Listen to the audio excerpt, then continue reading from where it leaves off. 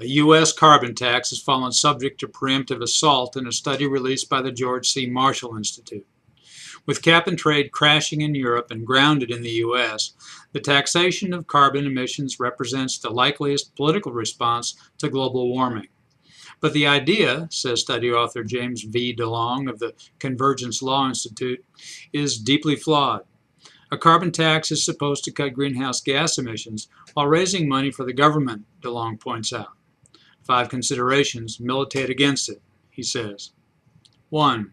A U.S. carbon tax will have minuscule effect, if any, on global temperatures. 2. Assumptions that costs of a carbon tax are manageable don't identify specific and feasible energy technologies essential to the displacement of carbon-based energy. They assume technological and economic breakthroughs will occur. 3. Economic theory adduced in support of a carbon tax is more complex than it usually is portrayed.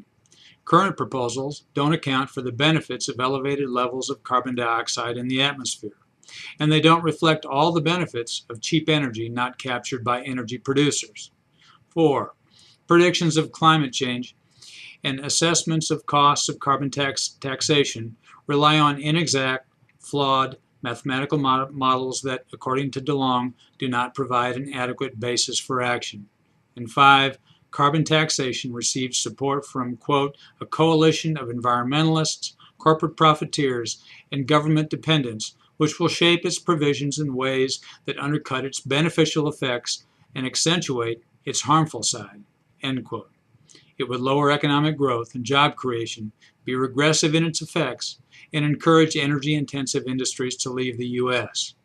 It wouldn't substitute for other taxes or improve their efficiency. It wouldn't escape political favoritism or substitute for other regulations, and it would require taxes and subsidies, quote, to reflect the actions or inactions of other nations, end quote. Supporters of a carbon tax will dismiss the study as symptomatic of global warming denial and its warnings as polemic concoction. They treated opposition to now discredited cap and trade the same way. I'm Bob Tippie, editor of Oil and Gas Journal, and that's the editor's perspective that appeared first in text at www.ogj.com on May 3, 2013.